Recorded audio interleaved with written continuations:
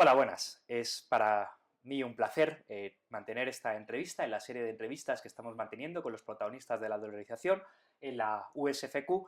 Hoy tenemos a Miguel Dávila Castillo, que jugó un papel protagonista durante aquellos meses, fue gerente del Banco Central en el año 2000, subgerente durante el año 99, y es uno de esos protagonistas de la dolarización que de verdad vivió el proceso en primera persona, que tomó las decisiones para poder llevar a cabo esta que muchos consideramos la mejor decisión de política económica que ha tomado Ecuador en toda su historia, y quisiéramos conocer cómo ocurrió todo aquello de verdad.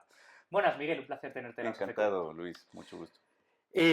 Bueno, yo creo que quizá deberíamos empezar a hablar de qué pasó. Primero, si nos puedes decir cuál fue tu papel en los 90, qué cargos ocupaste en los 90, cuál fue tu papel en aquellos años y luego cómo se lleva ese proceso. Bueno, yo en aquella época era un funcionario de carrera del Banco Central, estuve en varias posiciones hasta terminar como subgerente general de la institución. Y en función de los papeles en los que estuve, de director de tesorería, director general bancario, me tocó enfrentar varias etapas de la crisis. De hecho, creo que el primer atisbo de crisis sucedió en el año 1994, cuando se expidió la Ley General de Instituciones del Sistema Financiero, que sustituyó la antigua ley de bancos.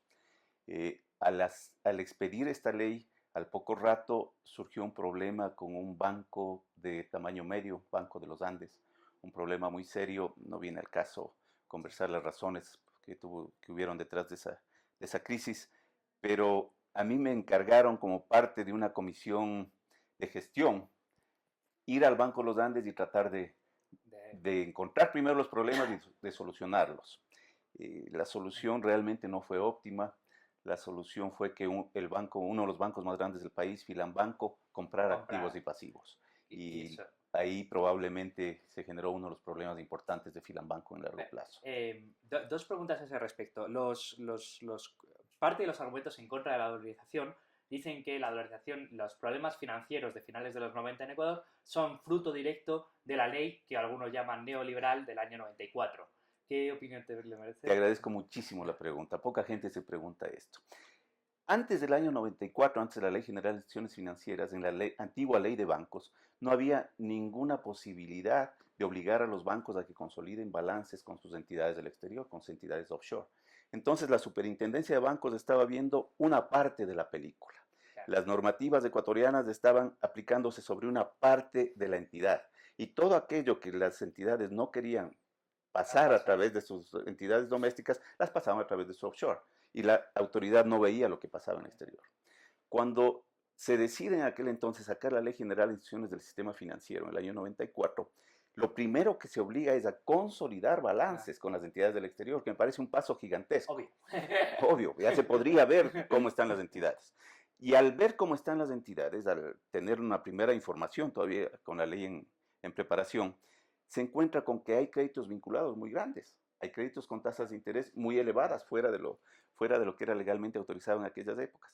Entonces, no es que la Ley General de Instituciones del Sistema Financiero, al establecer que los bancos pueden conceder hasta 20% de su patrimonio en créditos vinculados, no es que estaba siendo laxa, sino que todo lo contrario, estaba Está trayendo desde un ilimitado monto hasta hasta el un medio. monto de 20%, que era lo que máximo en ese momento podía exigirse, me parece. Entonces, por el contrario, no es que era laxa, sino que más bien ajustó todo lo que podía en su momento, ¿no es cierto? Qué interesante.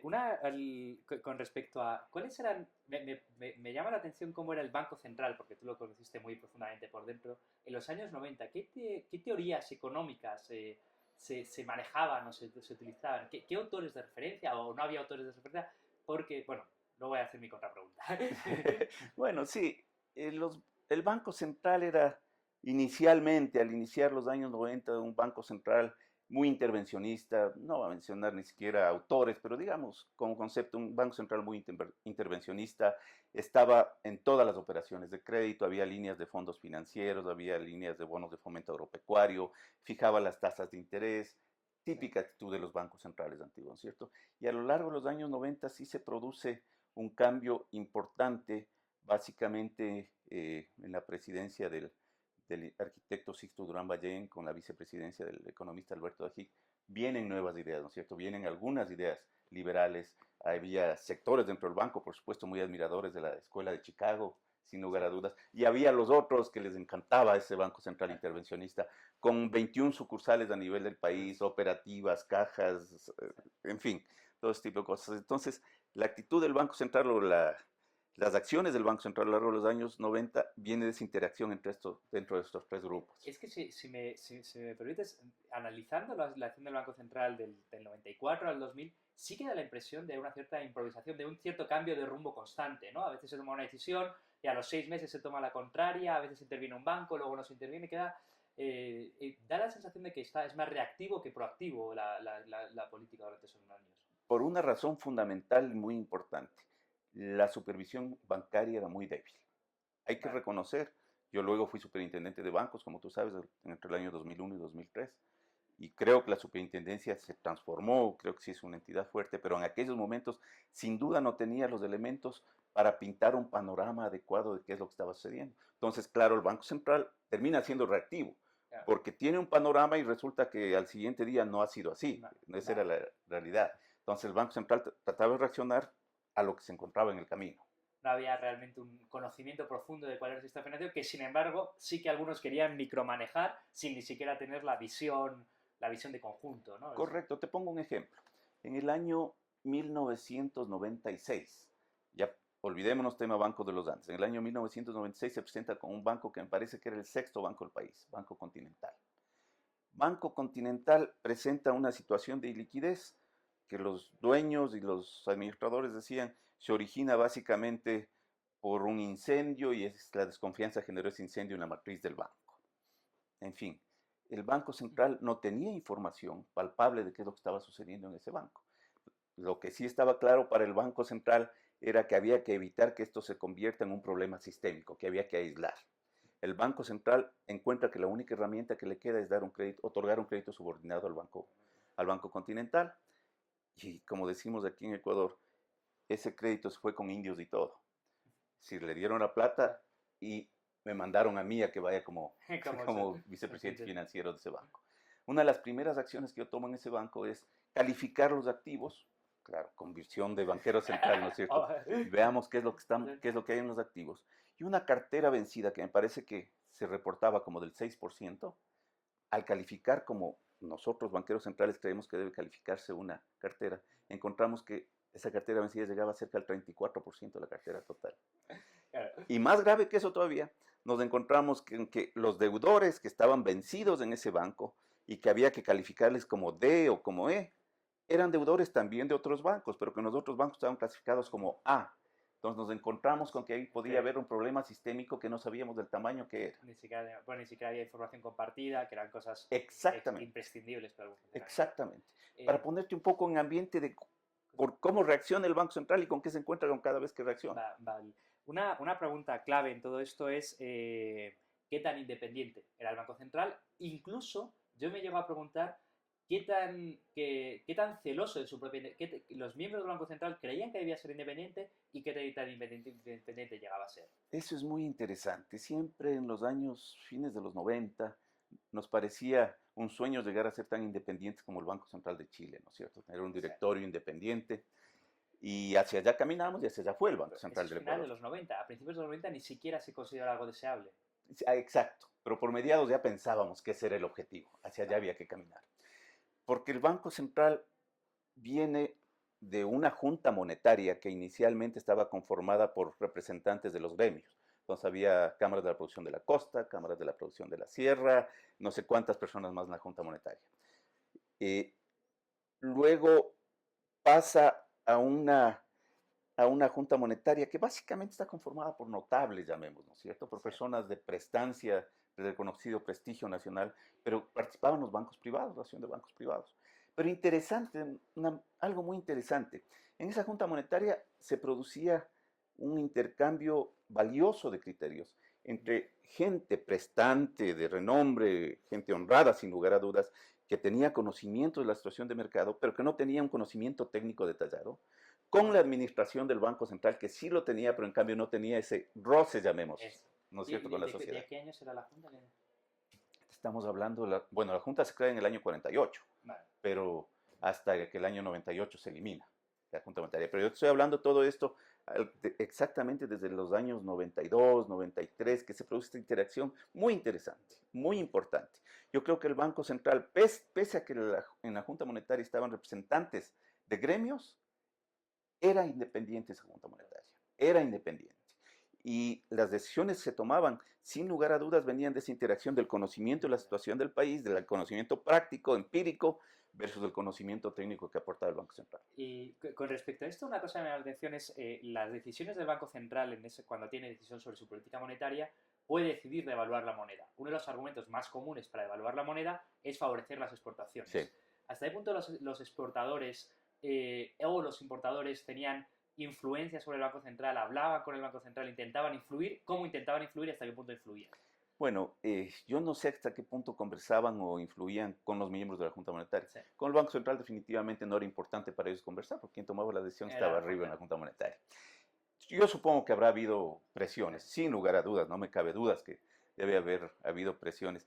Pero permíteme un recuerdo que tengo en este momento. Cuando el Banco Central del Ecuador, a raíz de la Constitución del año 98, se transforma y obtiene su directorio, entre comillas, independiente, un colega de la institución, de muchos años en la institución, decía, no es que tenemos ahora un directorio independiente, sino que tenemos un directorio huérfano.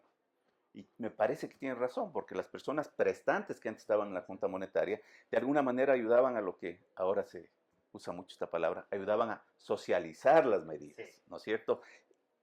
Sí. A difundirlas, a que la gente la comprenda, porque siendo prestantes, pues Sí. tenían voz en la sociedad.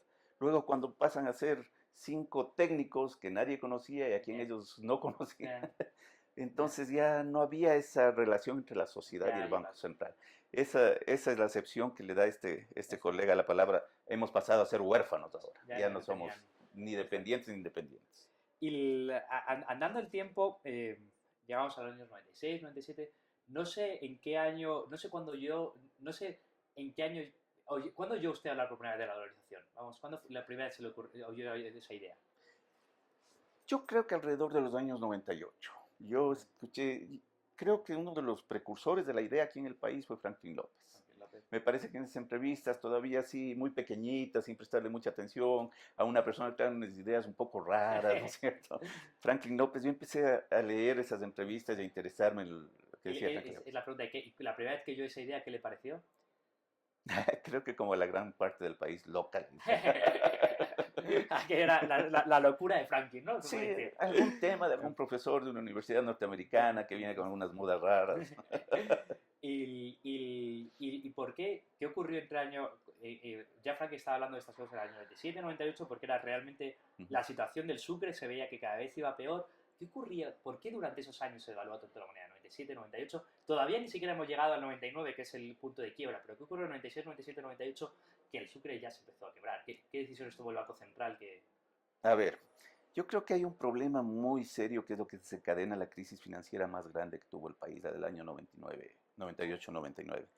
Y esta parte de, seguramente desde el año 94, de cuando te digo, empiezan a surgir los problemas con los bancos empiezan a consolidar balances y se empiezan a generar huecos en esos balances, ¿no es cierto? Pasivos mayores que activos, Sí. patrimonios negativos. Viene, digamos, del año 94, el Ecuador parecía que iba al primer mundo. Las cosas funcionaban muy bien, las tasas de interés bajaban, el tipo de cambio era estable, el PIB subía. La inflación era razonable, era una cosa, claro, mejor de los mundos posibles. Los economistas sobrábamos en esa época, ¿no es cierto? No teníamos ningún trabajo que hacer. Pero el año 95 se inaugura con algunos hechos terribles. El primero, el tequila, la crisis del tequila en México, que fue terrible y que ocasiona el cierre de las líneas de crédito a todo el tercer mundo realmente, ¿no es cierto? Porque la crisis principalmente fue asiática, después México. Pero lo más grave es que para nosotros, encima de eso, a los 8 días o 9 días del tequilazo, en enero del año 95, tenemos una guerra no declarada con el Perú. Eso fue terrible, fue una guerra muy costosa, terriblemente costosa, cuyos costos no fueron asumidos por la economía como debieron ser asumidos. O sea, el déficit fiscal que te genera una guerra tiene que ser financiado con recursos permanentes. Una cosita, Miguel, a mí me da la sensación de que el problema de la guerra con el Perú venía incluso de antes, porque la compra de los aviones durante los años 80 y 90, yo no soy experto en aviación, pero creo que el Ecuador compró un modelo de avión bastante caro y bastantes aviones. La compra de equipamiento militar durante principios de los 90 también Sí. fue una parte importante del presupuesto. Sí, en el año 81 tuvimos también otra guerra con el Sí, Perú y los previos desde el año sí. 41 que son terribles, ¿no es cierto? Y desgraciadamente, desde de décadas atrás, cada vez que un presidente ecuatoriano o peruano sentía que su popularidad estaba cayendo, se inventaba por ahí un par de problemas, un par de disparos en la frontera y entonces de eso deriva los gastos de guerra que tú mencionas.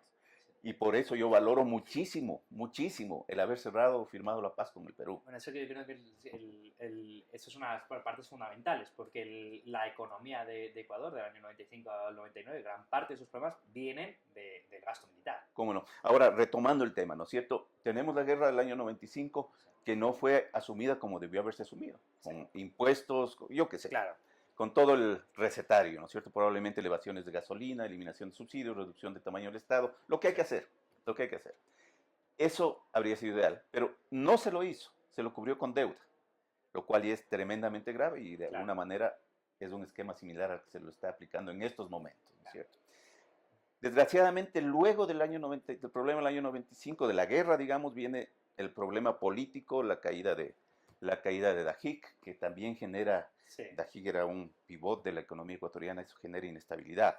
Luego viene el fenómeno del niño, que fue terrible, el fenómeno del niño más fuerte en los últimos 80 años en el país. Sí.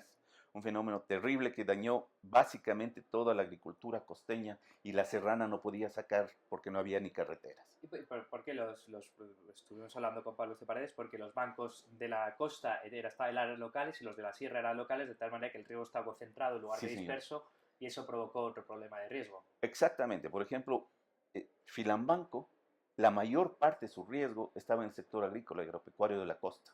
Entonces, sin duda, el que más se afectó la cartera fue Filambanco, Claro. uno de los que más afectó. Entonces, todo esto, no subsanado de la manera adecuada, deriva en una crisis financiera, con la particularidad de que en Ecuador no teníamos un fondo de seguro de depósitos capitalizado. Y entonces, cuando tú me dices el Banco Central es reactivo, claro que es reactivo. Porque si tú tienes a los bancos cayéndose, cerrándose, y no tienes un fondo de seguros, discúlpame, pero la única solución es generar inflación. Prender la máquina, generar inflación. La alternativa es cerrar los bancos y de una vez cerramos el país y que el último apague la luz.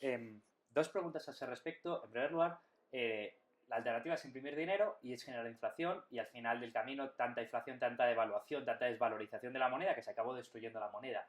¿Había conciencia en el Banco Central de lo grave que era generar inflación? O sea, ¿había conciencia de que estaba eligiendo un mal, podríamos discutir si es un mal menor, pero un mal, o realmente se generaba inflación sin mucha conciencia de lo que estaba No, ocurriendo? no, no, no, no. O sea, cuando estás trabajando en el Banco Central y ves que la emisión está creciendo al 45%, tú sabes que no lo estás haciendo bien.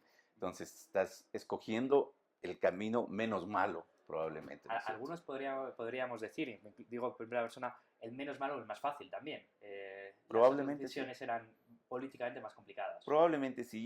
Yo creo que no nos equivocamos en esas decisiones, pero por supuesto está sujeto a discusión. Bueno, Otra cosa, una cosa con violín y otra es con guitarra, ¿no es cierto? sí. Una cosa es estar sentado ahí y tomar las decisiones en ese momento cuando los bancos están cerrando. Sí, eso es bastante complicado. Bueno, andando el tiempo, llegamos a principios de los 90, vamos al 99, finales de los 90 y 99, con el feriado, todas estas cuestiones. Dos preguntas a este respecto es cómo se vivió el feriado en eso. A mí me llama mucho la atención con respecto al feriado, es qué planes había. O sea, ¿realmente se cerró para ganar tiempo o se creía que se iba a hacer algo en aquellos días? ¿Cómo se tomó la decisión de feriado? Probablemente la decisión más trágica de la historia económica ecuatoriana. Ya. A ver, es importante dividir dos decisiones ahí que la gente en general confunde. Es el feriado por un lado y es el congelamiento por otro lado. El feriado son 5 días de cierre bancario y el congelamiento, pues ya lo vamos a discutir, ¿no es cierto?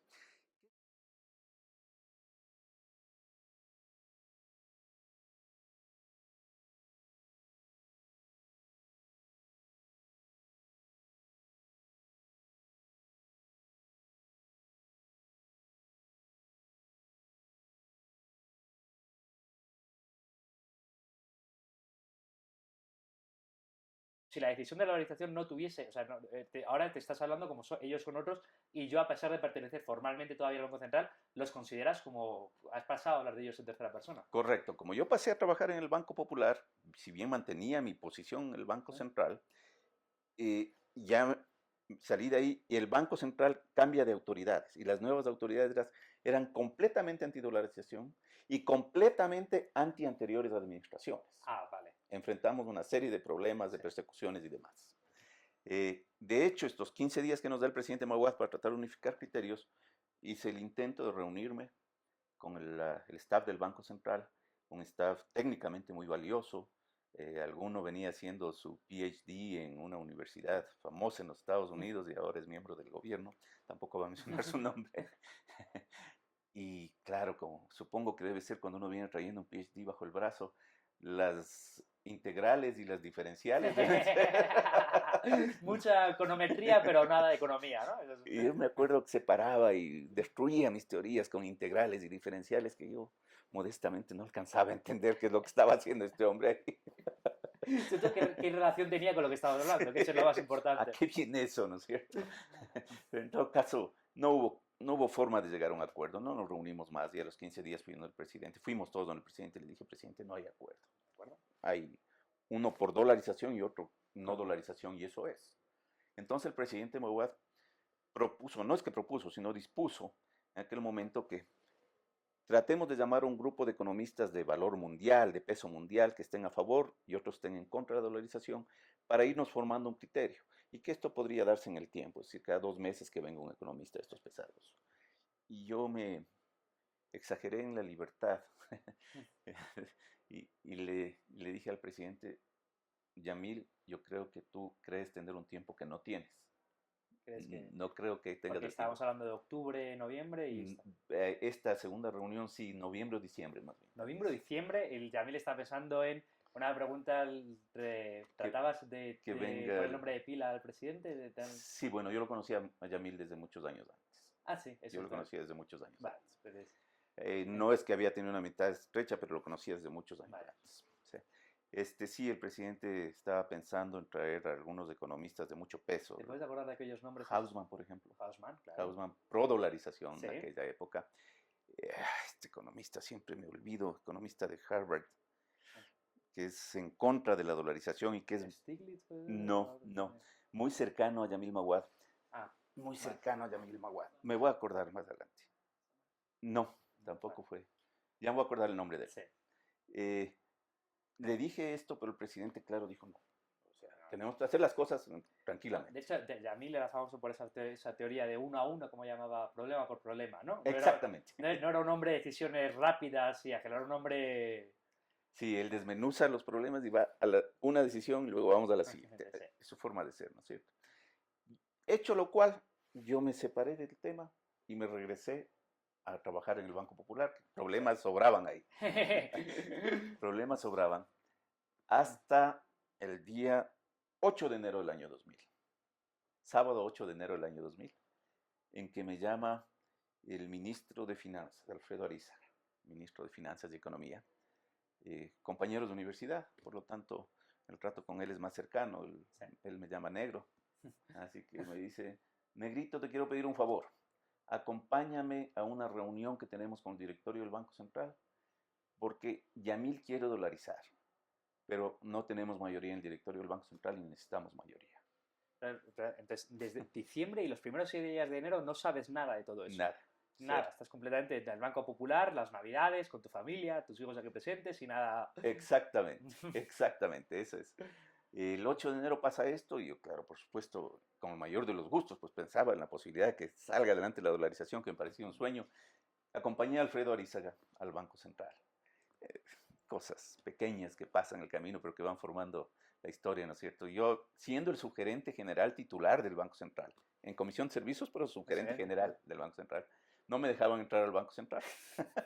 Claro, se había generado tan mal ambiente en esa institución en la cual había trabajado yo 20 años. Que ni siquiera te dejaron entrar. No me dejaban entrar, hasta que vino la autorización del presidente del directorio, déjenlo pasar. Ah, ya. Entonces ahí sí pasé. ¿Pero con qué autoridad te niegan pasar a tu puesto de trabajo? Y un guardia. Y un guardia, claro. O sea, un guardia es que yo trabajo aquí, oiga. Era obvio que a él le dieron instrucciones de que no No pase. pasa. Qué Era duro, obvio eso. qué duro. Sí. En todo caso, llegamos a la reunión en el directorio en el cual nos sentamos. En un lado Alfredo Arízaga y yo, defendiendo la dolarización. Y en el otro lado una gran cantidad de técnicos. Físicamente Sí. al lado opuesto de la mesa. O sea, Sí. se escenificó con enfrentamiento, ¿no? Sí. De hecho, había 2 miembros del directorio del Banco Central que sí estaban a favor de la dolarización. Ellos estaban también a este lado. Ah, o sea, sí que realmente era... Ya solo faltaba que se empezases a pegar de lado a lado. Fue una discusión larga, fue una discusión compleja, fue una discusión sincera, como dicen los diplomáticos. se dijeron cosas, ¿no es cierto? Pero quedó claro finalmente que no había dolarización. Así que acabado esa reunión, No había, o sea, tú saliste de esa reunión y dijeron, no hay me quedó dolarización. absolutamente claro. Al salir, le di una mano a Alfredo, qué pena, siento mucho, porque en esos momentos, claro, leyendo los periódicos y viendo desde afuera, era obvio que ese fin de semana solo había 2 posibilidades, o la renuncia de Maguad o la dolarización. Ese era el ambiente en el Ecuador. Eso era... Y lo que es más, Maguad anunció una cadena nacional de radio y televisión para el domingo, creo que a las 6 de la tarde. Entonces era obvio que en esa cadena iba a anunciar o su dimisión o la dolarización. No había más alternativas. Yo salí del directorio del Banco Central, que siguió el sábado, 3, 4 de la tarde, después de esa reunión. Le llamé al superintendente de bancos, le dije, oye, qué pena, creo que no hay más, hice lo que pude, lamento en el alma. Pues. Ojalá las cosas no vayan tan mal. Al siguiente día, el día domingo 9, yo invité a mis hijos, como tú ves, tengo 2 hijos grandes, en aquella época ya eran grandecitos, yo soy divorciado, ellos vivían con su mamá, yo les invité a mi departamento para que vengan, porque pocas veces uno puede darse el lujo de ver cómo un presidente renuncia. Vamos a ver al presidente, vamos a renunciar en directo. Vamos a que vean cómo renuncia un presidente, les traje a ver la televisión. Con canguiles. Con canguil y una gaseosa. Realmente, te soy sincero, eso es lo que llevé a mis hijos, a mi mujer. Y prendimos la televisión a la hora de la cadena nacional y le escucho al presidente con una fuerza, con un ímpetu, que dice que ha tomado la decisión de dolarizar y que desgraciadamente no tiene mayoría dentro del Banco Central.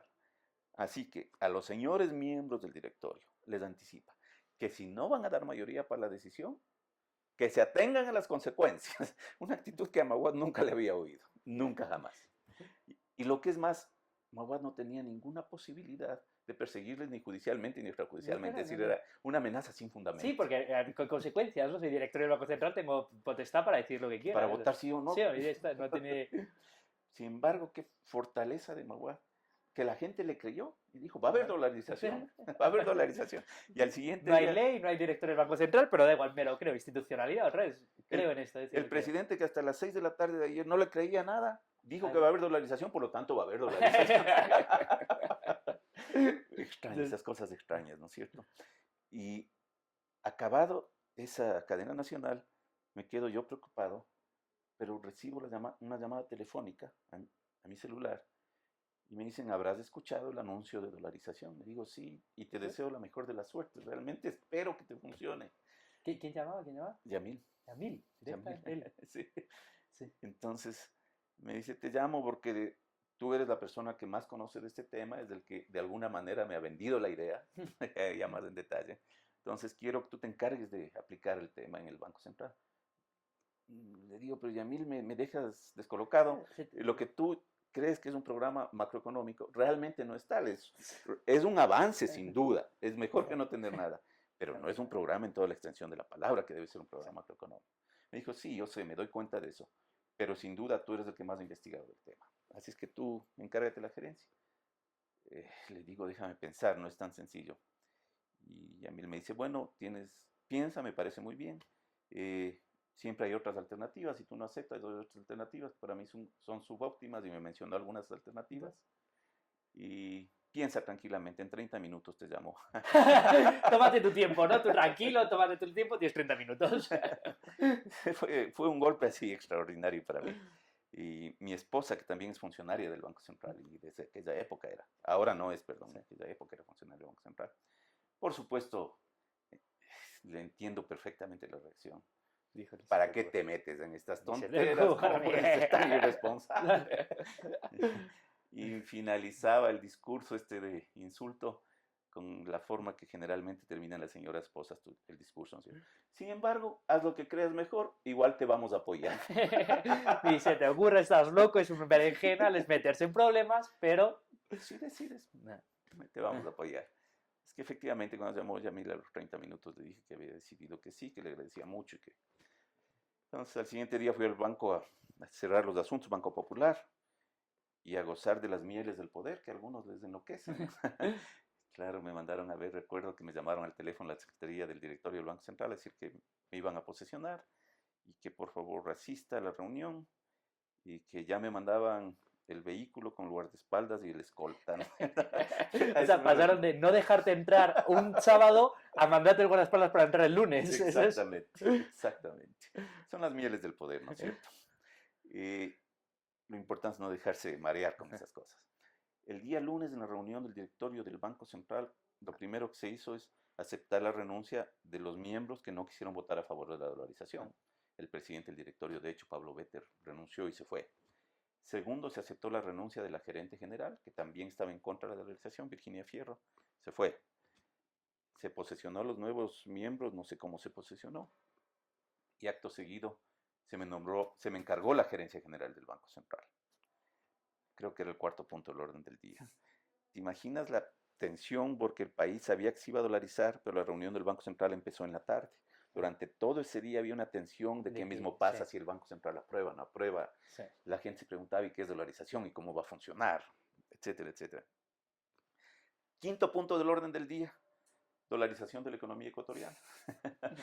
Y uno de los miembros del directorio, el doctor Mario Prado, me recuerdo tanto porque es un gran amigo y esas palabras me quedaron sonando. Pide un punto de orden y le dice al presidente del directorio, dice, señor presidente, estamos a punto de tomar la decisión de política económica más importante que se ha tomado en el país, probablemente desde su creación, pero al menos desde 1927. Es una decisión trascendental que no se ha tomado en ningún otro país en el momento, etcétera, etcétera. Por lo tanto, señor presidente, yo no estoy dispuesto a consignar mi voto a menos que se me entregue un informe sobre la medida. Un escrito, ¿no? Claro. O sea, no había nada por escrito. Por escrito estaban tus páginas que hiciste en 15 días. Que era una presentación, sin firma ni nada. Ah, presentación siquiera, o sea, no era... No. Eso era todo lo que había. Todo lo que había. Entonces el presidente del directorio del Banco Central me regresa a ver, señor gerente general, ¿tiene usted un informe? Yo le respondo medio groseramente, señor presidente, me acaban de nombrar hace 10 minutos. Sí, estaba escribiéndolo mientras estaba en este ratito. Entonces, generosamente el presidente aceptó la situación y me dijo, bueno, señor gerente general, usted entiende la situación, están todos los periodistas del país afuera, y no solo el país, de cadenas internacionales, están afuera esperando un resultado de esta reunión, no podemos esperar mucho, es que tiene 2 horas para hacer el informe. Efectivamente nos dieron un receso de 2 horas, en ese receso de 2 horas me encerré con un buen amigo que conoce muchísimo la contabilidad, debe ser la persona que más conoce la contabilidad del Banco Central, ingeniero Mauricio Ulrich. Nos sentamos principalmente a sustentar la cotización de cambio. Del 25.000. No, o sea, ya un poco la decisión estaba tomada, no ibas a justificar esa decisión, simplemente el famoso 25.000 era lo que quedaba por... Exacto, por darle el peso a ese 25.000. ¿Avanzaba o no avanzaba? Porque si no avanzaba, finalmente había que decir, siento mucho, pero es 30 o es 40 o es lo que sea. Sí, cuéntanos cómo se fueron esas 2 horas. En esas 2 horas, bueno, redactamos un informe rapidito, ¿no es cierto? Tiene 1 página y media, que también te lo puedo dar una copia. Muy mal hecho, me parece que tienes un par de errores de ortografía, porque lo escribí yo mismo. Hasta con falta de ortografía, es eso. Pero la mayor parte del tiempo nos dedicamos a verificar la contabilidad del Banco Central. A ver, con la reserva, con el monto primero, de la Reserva Monetaria Internacional, qué parte era realmente dinero y qué parte no era dinero, por decirte algo. El Banco Central tiene participaciones en el Fondo Monetario Internacional, llamemos acciones en el fondo. Eso no es dinero, eso no puedes vender, no hay nadie que te compre. Entonces, de eso había que eliminar la Reserva Monetaria Internacional. Participaciones en la CAF, en Banco Mundial, resta. Es que... Hasta que te quede lo que es billete, depósito que puedes hacer dólares inmediatamente y oro. En términos económicos, hasta la M2 o parecido. No, solo inversiones en bancos del exterior depósitos monetarios, billetes en caja Y oro y plata. y oro, punto. Oro, ni siquiera plata. Plata no tenemos. Hasta eso llegamos. Entonces, perfecto, esto es lo que tenemos para soportar el canje de los pasivos del Banco Central. Entonces, aquí no hay econometría, no hay integrales ni derivadas. Aquí es una simple suma y resta. Esto es lo que hay para respaldar esto de acá. Al dividir uno contra otro, uno saca la cotización de cambio. ¿Tú ya tenías la idea de 25.000? ¿Ya se estaba Sí, hablando? ¿Desde cuándo se estaba hablando? Se avisó, se anunció, Yamil anunció la decisión de 25.000. Yamil te anunció 25.000. Sí. O sea, ya se tomó. A este respecto hay varias cuestiones que varios economistas, desde INATA, Paluce Paredes, dicen que dolarización sí, pero que incluso en aquel entonces se podía haber tomado a 15.000 o 20.000. Habría sido perfecto, ¿no es cierto? El tipo de cambio de equilibrio, considerando la paridad del poder adquisitivo, efectivamente se encontraba alrededor de 15.000, me parece 16.000, por ahí. Ahí andaba. Entonces, si uno se lleva por eso, esa era la cotización. Pero como te digo, tú tienes unos pasivos que tienes que canjear. Unos pasivos están en sucres y que van a venir a tu banco y te van a decir, dame dólares. Sí. Y tú tienes una cantidad de dólares. Entonces, esta cantidad de dólares tiene que avanzarte para devolver todos estos pasivos, para canjear estos pasivos. ¿Y los pasivos contabilizasteis todos o no? Porque según tengo entendido, los pasivos se iban hasta 80.000 en esa división, a grosso modo. Ese es el tema. No alcanzaba para todos los pasivos. Para todos los pasivos, cogías todos los pasivos, el Banco Central no avanzaba. ¿Qué tipo de cambio salía si hacías la división directa, más o menos? Más de 40, con 50. Vale. Ese era el dato que estaba dando el Banco Central haciéndolo. Sí. Vale. Él lo hizo de una manera aritmética simple. Sí. Nosotros en esas 2 horas, muy rápidamente, hicimos un análisis. ¿Cuál era el análisis? Por ejemplo, ¿qué pasivos inevitablemente tenemos que pagar? Todos los billetes y monedas en circulación teníamos que canjear. ¿No?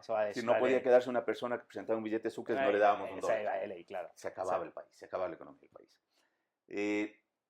El encaje monetario, el encaje bancario, perdón.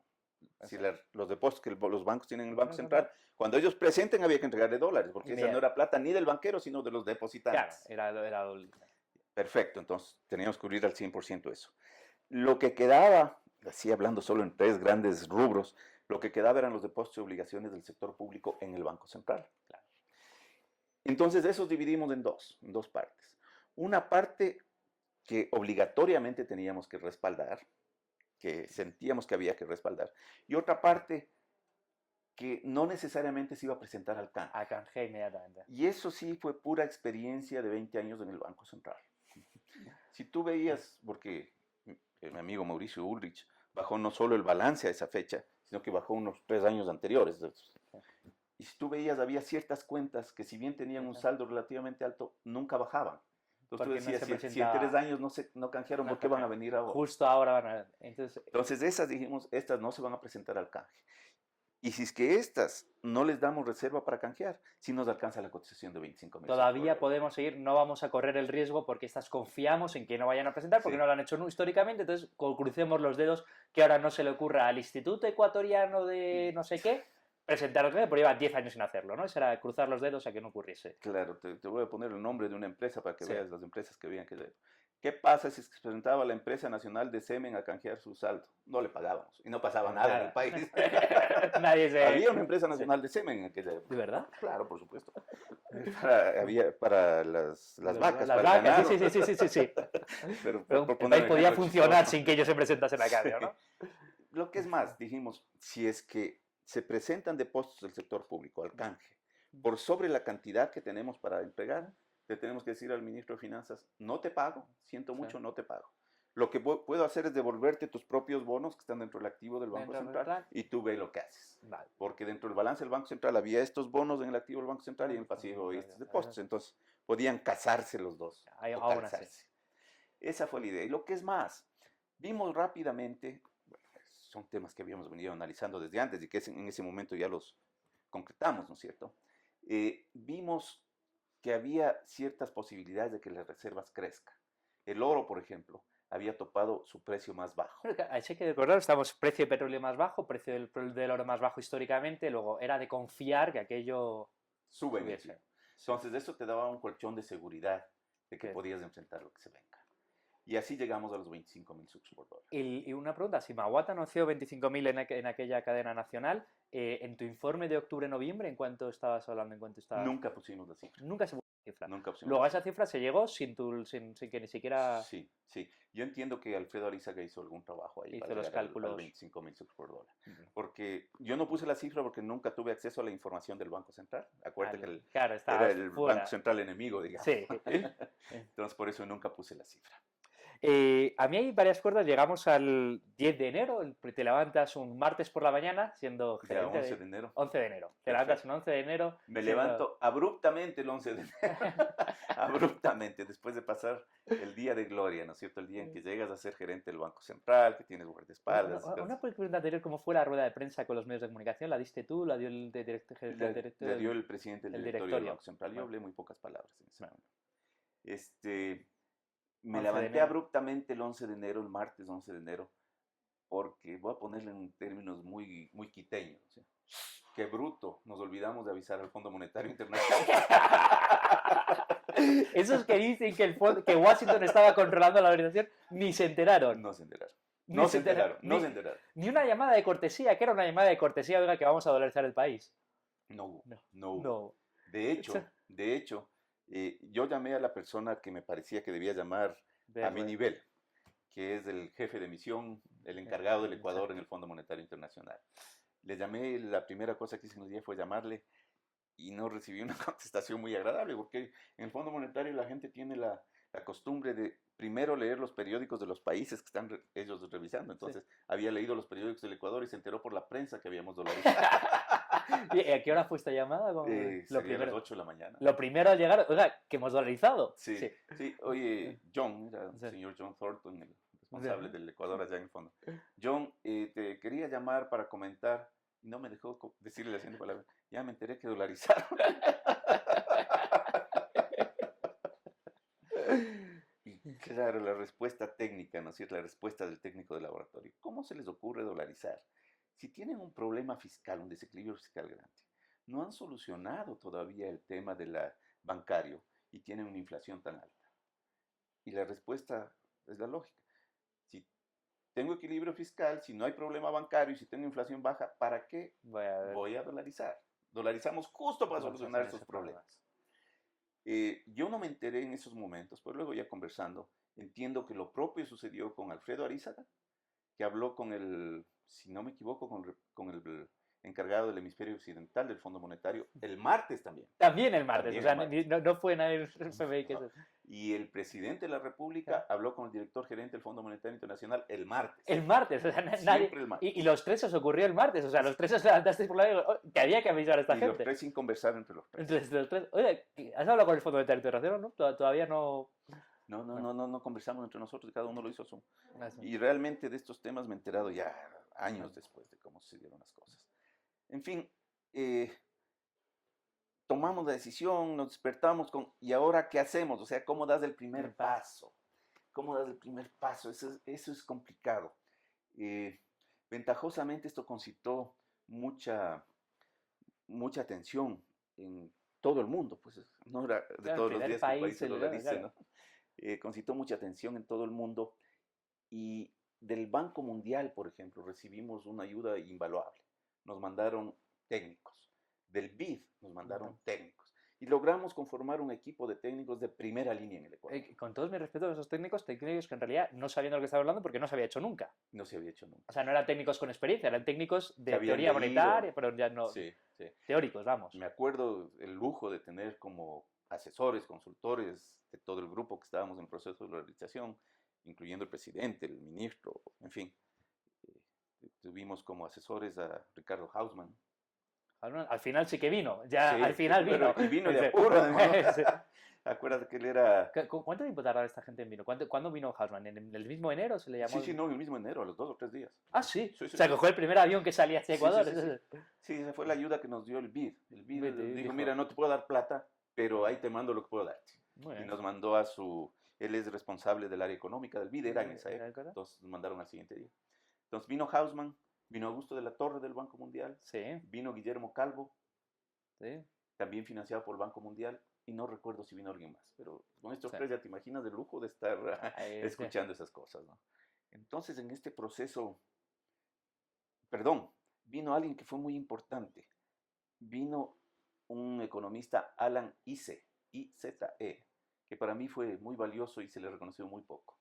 Este señor era una persona operativa, él no vino a la filosofía de la dolarización, no vino a los grandes temas, él vino específicamente al tema de cómo se maneja un banco central en Claro, dolarización. porque no había experiencia, no No había había teoría, y experiencia. de hecho, ¿él había escrito sobre ese tema anteriormente o se le ocurrió por el tema? No sé, nunca le pregunté, Bueno, pero había trabajado en el tema y se sentó él, ni siquiera sentó conmigo, me saludó cuando vino y luego se sentó con los técnicos a trabajar con el staff del Banco Central. Y él vino con la idea que fue maravillosa, maravillosa, que yo no me es canso de esa. ponderar. Dividir el balance del Banco Central en 4 segmentos. Vamos a hacer voy a hacer una preguntita antes, y ahora vamos a entrar en el cuádruple balance del Banco Central, que yo también coincido contigo en que es una de las claves de la dolarización a nivel técnico, fue hacer el cuádruple balance. ¿A quién le surgió la idea y cómo se hizo la idea? Sí, sí. La idea fue de Alan Easy. No hay... Alan Easy. No, hay que reconocerle a ese hombre porque de la nada se sacó esta cosa que es ¿Puedes maravillosa. explicar un segundo cómo fue para Claro, el lenguaje, para que lo pueda entender? claro. Yo le recibí a Alan cuando me pidió una reunión y vino con los técnicos del Banco Central, todos convencidos que eso era lo que había que hacer y yo en la primera reunión no le entendí sinceramente. Alan lo que me decía es, tienes que dividir el balance del Banco Central en 4 sistemas que le llamaron, ¿no es cierto? Para que la gente esté clara que cada moneda que tú vas a emitir, porque vas a emitir monedas, no vale la pena importar monedas, vale emitir monedas. Cada moneda que vas a emitir tiene respaldo en dólares. Entonces el primer balance va a ser balance de canje, donde están las monedas que emitas con la misma cantidad equivalente en dólares. 1 a 1 sin problemas. ¿En Sin dólares problemas. físicos o en dólares físicos? Físicos, exactamente. Para que no haya problemas. Lo que es más en la parte del pasivo, digamos, de este balance, no solamente estaban las monedas que algún rato vamos a emitir, sino que estaba la emisión de billetes y monedas ecuatorianos que se iba a canjear. Incluso, o sea, Claro, para entonces, respaldar con solidez. con eso le estábamos diciendo a la gente, no se preocupe, no haga filas, no se aglomere, porque aquí hay suficientes dólares para todas sus monedas y billetes. Va a haber seguro. Va. Me pareció ese fantástico para que la gente no se ponga nerviosa. Sí. Porque los economistas, algunos economistas, o que se autodenominan economistas, andaban diciendo en esos momentos, no alcanza la reserva para canjear los dólares. Entonces, al sacar ese balance, quedó transparente para la gente. Segundo, decía, tienes que poner una parte de la reserva internacional para que respalde el encaje de los bancos. Porque esa plata no es del banquero, sino del depositante. Del depositante. Entonces, el depositante se va a sentir tranquilo si ve que tienes dólares para respaldar estos depósitos.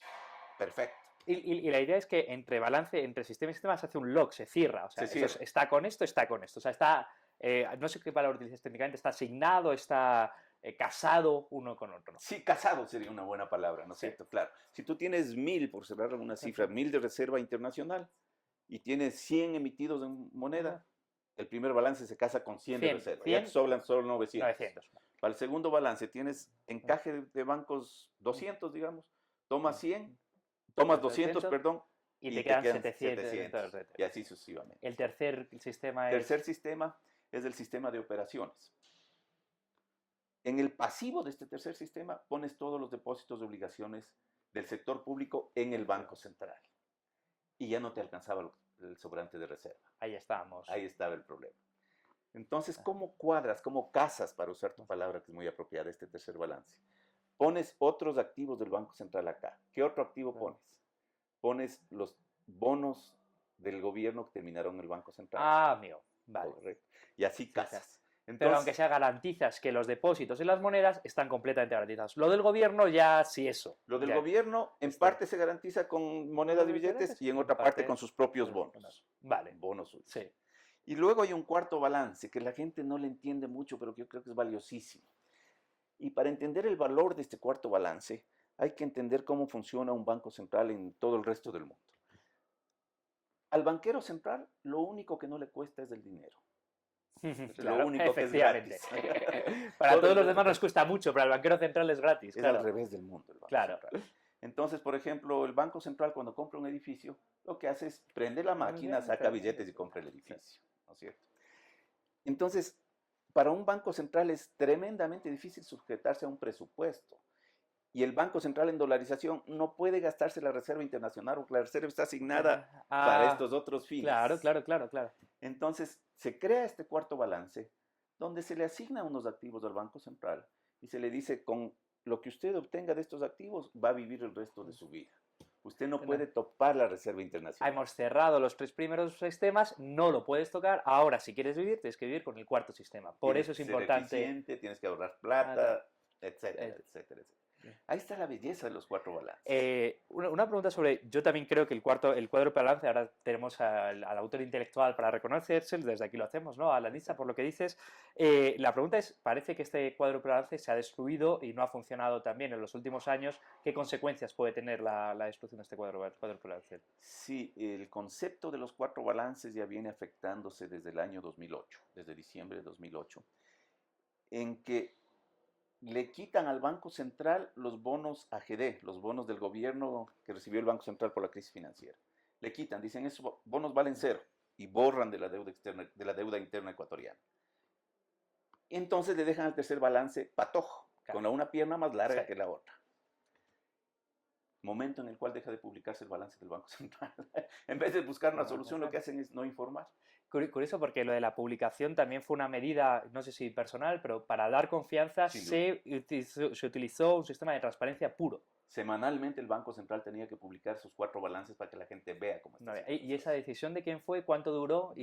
Recomendación de Alan Isse, funcionó hasta diciembre de 2008. ¿Y se publicó? ¿Y había algún otro modelo de Banco Central del mundo que publicase semanalmente balances? No creo. O sea, era el Banco Central más transparente del mundo. Durante 8 años fue el Banco Central más transparente. Correctamente, correcto. Tú has mencionado exactamente lo que sucedió. En el año 2008, al dejarle con una pierna más larga, con la pierna del pasivo más larga que la pierna del activo, el tercer balance del Banco Central, se abre la posibilidad también, con la ley que expidió el Congreso en aquella época a pedido del Ejecutivo, la ley de creación de la Red de Seguridad Financiera, de hecho, se abre la posibilidad de que el Banco Central realice inversiones domésticas. ¿Qué son estas inversiones domésticas? Estas inversiones domésticas en la práctica no son otra cosa que el Banco Central comprando títulos emitidos por entidades públicas y privadas. El Banco Central haciendo política pública. Correcto.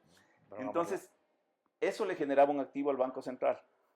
Un activo medio raro, ¿no es cierto? Que no era tan activo que digamos. Sí. Bueno, muy activo en la economía, pero no activo en el sentido de que... Exactamente. Entonces, ese tercer balance no se cuadra. Realmente nunca llegó a cuadrarse. Hasta que ahora ya, con la expedición del Código Orgánico Monetario y Financiero, en septiembre de este año, ya definitivamente se elimina el sistema de cuádruple balance y ahora solo vamos a tener un balance del Banco Central. Lo cual... Yo creo que le resta transparencia sin duda, pero creo que es función de los analistas económicos, por ejemplo, yo mismo, hacer el análisis como si hubieran los 4 balances. Sí se puede construir.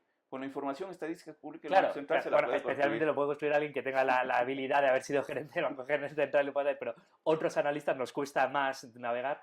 Yo como analista sí que puedo decir que en mi función de analista, de académico analista, que se ha perdido transparencia, sin duda, y sin transparencia hay poca confiabilidad. O sea, me parece que... La poca confiabilidad, ¿de dónde surge? La poca confiabilidad surge de la posibilidad de que la reserva baje tanto que no solo que ya no cubran nada los depósitos y obligaciones del sector público, sino que se tome a los del segundo sistema. Que eso ha llegado a ocurrir.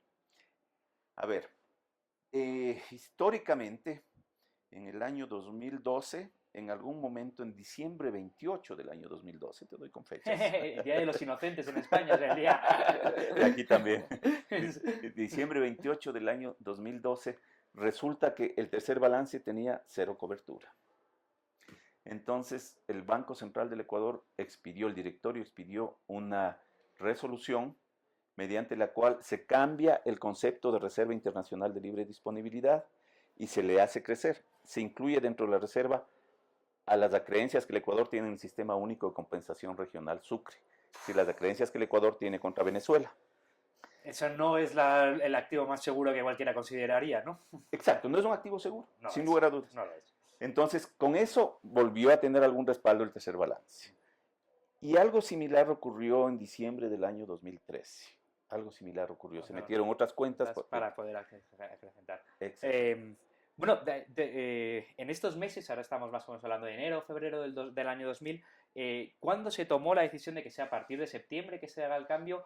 ¿Y cómo fue la relación? Porque en algún momento tendríais que hablar con la Reserva Federal, o no se habló nunca con la Reserva Federal de, oiga, envíenos dinero, enviemos monedas. No fue necesario hablar con la Reserva Federal. Ya los temas operativos son sumamente importantes.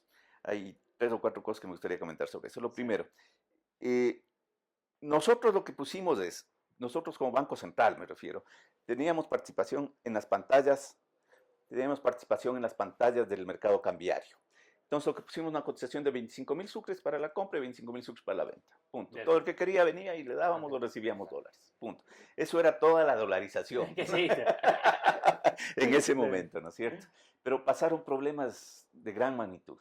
Uno de los problemas serios era que antes de la dolarización las tasas de interés fueron extremadamente altas. Teníamos tasas de interés, por ejemplo, en bonos de estabilización monetaria, 120%. Sí, sí, no, ya Cualquier sí, cifra. está completamente. En depósitos de plazo, 200%, 150%, 120%. En créditos, igual, tasa de interés La altísima. inflación también tenía su lógica, Claro, cuando había inflación, había que... por supuesto que sí. Pero al pasar a dólares con un tipo de cambio fijo como era en ese momento, pasabas del capital, el monto de capital a dólares, pero te quedabas con la tasa de interés en dólares al 120, 150 o 200%. Y como tú sabes, el desagio, que es bajar la tasa de interés a la situación nueva de la economía, el desagio se hace mediante ley, mediante reformas al Código Civil, de hecho. Pero no había tiempo. No había tiempo. Es decir, en 2 o 3 días vencían los primeros bonos de estabilización, vencían los... Entonces, me acuerdo que alguno de los asesores, me parece que fue Hausman, el que vino con esta novedad, dice, me he enterado que hay esto. Realmente no pensé. Ni nada. No pensé. ¿Y ahora cómo solucionamos? Hablamos con los abogados nos dijeron reforma legal. No, Imposible, para mañana no hay reforma legal. O sea, entonces, ¿cómo solucionamos? A alguien se le ocurrió y dijo, mira, saca una resolución del gerente general del Banco Central, diciendo que cuando dice 100, debes leer 8. Y cuando dice... Hombre, alguna cosa así por el estilo.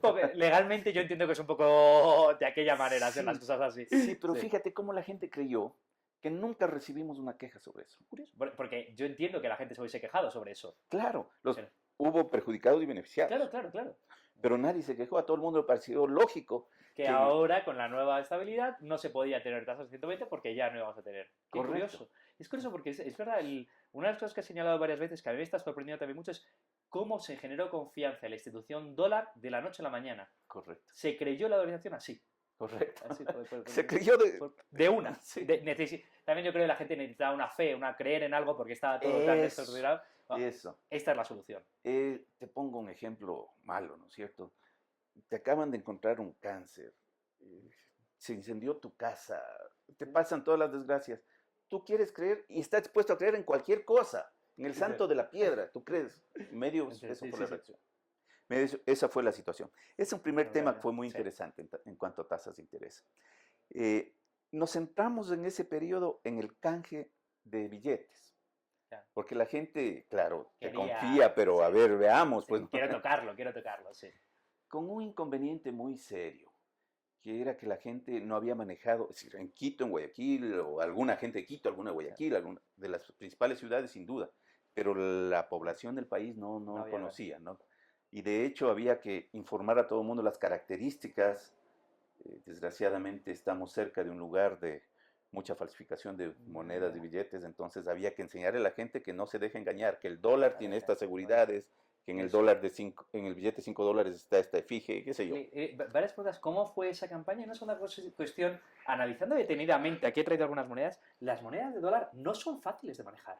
No es una moneda especialmente fácil, ¿no? La de 10 centavos es más pequeña que la de 5 y que la de 1. El cono monetario es loco, el cono monetario. Y además, en la de 10 no pone, aquí tengo una moneda de one dime, no pone 10 centavos por ningún lado, luego no se puede entender. Sí. En la de 1 tampoco lo pone one cent, pero no, el número es complicado, ¿no? ¿Cómo fue ese complicadísimo. proceso? Es complicadísimo. Uno nunca pensaría que los dólares son difíciles de manejar hasta que se pone a pensarlo, ¿no? Claro, si tú te pones a pensar que nunca has estado en los Estados Unidos, que has vivido en un pueblo alejado, ¿qué es esto de que la moneda de 10 centavos es más pequeña que la de 5? Y que no pone 10 en ningún lugar. Y que no pone 10 en ningún lugar. Sí, Ahí se nos ocurrió una idea, alguien del Banco Central, un equipo del Banco Central, se nos ocurrió una idea interesante. Creamos equipos que le llamamos equipos de catequización. Que me perdonen los creyentes la palabra, pero era de alguna manera lo que buscábamos. Eran equipos que debían desplazarse a todo el país para explicar qué era la dolarización, explicar las características del nuevo billete y de una vez canjear a las personas que querían canjear en ese momento. Lo que en el neolenguaje que se utiliza ahora en Ecuador se llama sociabilizar, ¿no? Socializar, correcto. Si tú vives a una cuadra del Banco Central, puedes ir a hacer cola, pero si tú vives en un lugar alejado del Ecuador, tienes que ir allá que te dejen. Ir a dejen. Nueva Loja, ir a cómo se llegaba hasta allí. ¿Y cómo se llegó? Creamos 2 equipos, me parece que eran 2 equipos de catequización, de catequistas. Estos equipos les dimos, con ellos mismos desarrollamos todo el sketch, todo. Pero ¿y ahora cómo llegas tú? Ahí tuvimos una gran idea que creo que funcionó mucho. Le pedimos a una empresa, no sé si puedo decir el nombre. Diga el nombre que es. Pensamos que el producto que llega al último lugar, no del Ecuador, sino del mundo, y rápidamente, es la Coca-Cola. De manera que se nos ocurrió hacer un acuerdo con la Coca-Cola, y ellos estuvieron siempre muy abiertos a hacerlo. Se nos ocurrió hacer un acuerdo con la Coca-Cola para que a la vez que iba el camión dejando las Coca-Colas y sacando las botellas viejas, yo qué sé, iban nuestros catequistas con ellos, reunían a la gente, les explicaban, les enseñaban las características del dólar y les canjeaban a quienes quisieran. O sea, realmente podemos decir que la Coca-Cola trajo el dólar a cada rincón de Ecuador. O sea, al final sí que fueron los yanquis. Eso es. De alguna manera, nos sirvió como tú no tienes idea de eso. Porque ¿qué es lo que hacían ya en la práctica? Coca-Cola pasaba en su recorrido normal, el pueblo A, pueblo B, pueblo C, y en el pueblo A decía, la próxima semana o después de 3 días que me toca regresar acá, le pido vecina, usted es la dueña de la tienda, que es siempre una persona prestante en todo pueblo pequeño, que reúna a todos los del pueblo porque van a venir los del Banco Central a canjear las monedas y explicarles cómo funciona esto de la dolarización. Que había generado mucha expectativa, pero nadie entendía. Nadie había visto un dólar, claro, en ese pueblo, claro. Entonces, la siguiente vez, y ahí va la gente del Banco Central con la Coca-Cola, y hacía todo este proceso. Canjeaban y se iban al siguiente, regresaban, cuadraban caja en el Banco Central. Y 2 preguntas. ¿El proceso fue, la gente lo acogió bien o la gente sí que daba sus sucres por dólares a la primera que llegaba el camión de la Coca-Cola? Sin duda. Qué interesante, ¿no? Sin Qué buena acogida tuvo sin mucha... Sin duda. Bueno, también es cierto, la gente que se querría deshacer de sus sucres porque habían visto, habían perdido valor de una manera tan descabellada y decían, mira, quíteme esto de en medio, ¿no? Correcto. Ahora la final ya en septiembre, que se terminó la fecha de canje. ¿Ese plazo por qué se dio? Ese plazo ya se estableció en la ley. En la ley está. En la ley ya. La ley fue aprobada en marzo. La ley Trole 1 se llama. Le reconocemos, no se llama así, le conocemos con la ley Trole 1. Fue aprobada en marzo y ahí se estableció un periodo de 6 meses para hacer el canje. 180 días, por eso fue septiembre la última fecha. Ya haciendo las sumas y restas, en septiembre se quedaron $10 millones, el equivalente en sucres a $10 millones sin canjear.